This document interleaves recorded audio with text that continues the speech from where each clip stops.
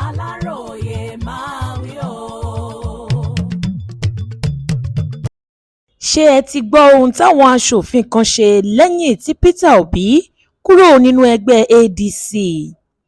Àwàdà ni ọ̀pọ̀ ènìyàn pe ọ̀rọ̀ náà lọ́jọ́ Ìṣẹ́gun Tuesday ọjọ́ 5 oṣù karùn-ún ọdún yìí lásìkò tí olórí ilé-ìgbìmọ̀ aṣojú-ṣòfin l'Àbújá ń ka lẹ́tà àwọn aṣòfin 17 kan tí wọ́n sọ wípé àwọn ti kọ̀wé fi ẹgbẹ́ òṣèlú African Democratic Congress ADC tí àwọn wà sílẹ̀ tí wọ́n sì lọ darapọ̀ mọ́ ẹgbẹ́ òṣèlú Nigerian Democratic Congress NDC, ẹgbẹ́ òṣèlú tí Peter Obi àti sẹ́nẹ́tọ̀ Musa Rabiu Kwankwaso ṣẹ̀ṣẹ̀ lọ darapọ̀ mọ́ ìyẹn lọ́jọ́ Àìkú Sunday ọjọ́ 3 oṣù karùn-ún ọdún yìí.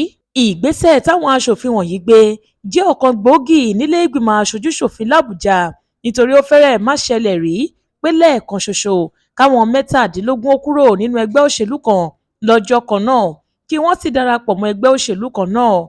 Àwọn aṣòfin ọ̀hún tí wọ́n kúrò nínú ẹgbẹ́ òṣèlú ADC ní Honorable Yusuf Datti, Honorable Uchenna Okonkwo, Honorable Adamu Wakili, Honorable Thaddeus Atta, Honorable George Ozondinobi, Honorable Lillian Orogbu, Honorable Oluwaseyi Sowunmi, Honorable Peter Anekwe, Honorable Mukhtar Zakari, Honorable George Oluwande, Honorable Munachim Umezuruke, Honorable Emeka Edu, Honorable Jeze Onuakalusi, Honorable Ifeanyi Uzokwe, Honorable Afam Ogene àti Honorable Abdulhakeem Ado. Bákan náà ni Honorable Leke Abejide náà kúrò nínú ẹgbẹ́ òṣèlú ADC ṣùgbọ́n tó jẹ́ wípé inú ẹgbẹ́ APC ló ń gbà lọ ní tirẹ̀. Àwọn tó fojú sùnùkùn wo ọ̀rọ̀ òṣèlú orílẹ̀-èdè yìí ti sọ wípé ìyàlẹ́nu ńlá gbà ló jẹ́ pé lẹ́yìn nǹkan bíi wákàtí péréte tí Peter Obi àti sẹ́nẹ́tọ̀ Musa Rabiu Musa Kwankwaso kúrò nínú ẹgbẹ́ òṣèlú ADC iná ni ogunlọ́gọ̀ àwọn aṣòfin ọ̀hún fi ẹgbẹ́ náà sílẹ̀ tí wọ́n sì lọ darapọ̀ mọ́ ẹgbẹ́ òṣèlú NDC tí í ṣe ẹgbẹ́ òṣèlú sẹ́nẹ́tọ̀ Henry Seriake Dickson tó jẹ́ gómìnà Bayelsa tẹ́lẹ̀. Ọjọ́ Àìkú Sunday ọjọ́ 3 oṣù karùn-ún ọdún yìí ni Obi àti sẹ́nẹ́tọ̀ Musa Kwankwaso kó àwọn olólùfẹ́ wọn gbogbo lẹ́yìn lọ sí ọ́fíìsì ẹgbẹ́ òṣèlú NDC nílùú Àbújá láti lọ darapọ̀ mọ́ wọn. Ẹgbẹ́ òṣèlú Labour Party ni Obi ti díje dupò ààrẹ orílẹ̀-èdè yìí lọ́dún 2023 nígbà tí sẹ́nẹ́tọ̀ Musa Rabiu Kwankwaso díje dupò ààrẹ lábẹ́ àṣẹ ẹgbẹ́ New Nigerian People's Party NNPP.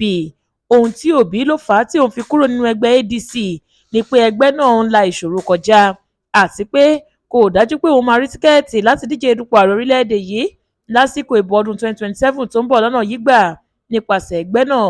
Ní ti sẹ́nẹ́tọ̀ Musa Rabiu Kwankwaso ó ní àjọsọ ọ̀rọ̀ gidi ti wà láàrin òun àti Obi ló ń ṣe fi ẹgbẹ́ òṣèlú ADC sílẹ̀ láti lọ darapọ̀ mọ́ ẹgbẹ́ òṣèlú NDC. Nínú ọ̀rọ̀ tirẹ̀ lórí bí àwọn olóṣèlú ńláńlá pàápàá jùlọ àwọn aṣòfin 17 ṣe lọ darapọ̀ mọ́ ẹgbẹ́ òṣèlú náà, sẹ́nẹ́tọ̀ Seriake Dickson ní wọn kò tí ì rí nǹkan kan o. Ó ní àwọn olóṣèlú míì máa tó wá darapọ̀ mọ́ ẹgbẹ́ yìí. Bákan náà ló rọ àwọn ará ìlú pàápàá jùlọ àwọn ọ̀dọ́ àtàwọn obìnrin pé kí wọ́n tètè lọ forúkọ wọn sílẹ̀ láti lè jẹ́ ojúlówó ọmọ ẹgbẹ́ òṣèlú náà báyìí káwọn náà lè jẹ àǹfààní gidi gẹ́gẹ́ bí ọmọ ẹgbẹ́ òṣèlú náà. Ó tún rọ àwọn ará ìlú pé kí wọ́n yéé gbọ́ àwọn ọ̀rọ̀ àhesọ gbogbo táwọn ọ̀bàyéjẹ́ ẹ̀dá kan sọ nípa ẹgbẹ́ òṣèlú yìí. Ó ní wọn kò lè fẹ́ irú rẹ̀ kù lágbo òṣèlú pàápàá jùlọ lórílẹ̀‐èdè wa Nàìjíríà. Àtẹ̀jáde kan tó fi síta nípa ọ̀rọ̀ náà ló ti ṣàlàyé báyìí pé bí àwọn olóṣèlú jàǹkànjàǹkàn ṣe ń dà wá sínú ẹgbẹ́ NDC yìí ti fi hàn wípé wọ́n nífẹ̀ẹ́ sí ẹgbẹ́ wa ni. Bẹ́ẹ̀ la máa gbàjọba lọ́wọ́ àwọn ẹgbẹ́ òṣèlú APC láìpẹ́ yìí. Ìfẹ́ tí àwọn ará ìlú ní sí wa ló jẹ́ kí wọ́n máa wá bá wa. Àfojúsùn ẹgbẹ́ yìí ni láti tàn káàkiri ìgbèríko lórílẹ̀‐èdè yìí àti nílẹ̀ adúláwọ̀. A máa tó dàbí igi àràbà tó gbilẹ̀ gidi. Níbi gbogbo ni wọ́n sì ti máa gbúròó wa láìpẹ́.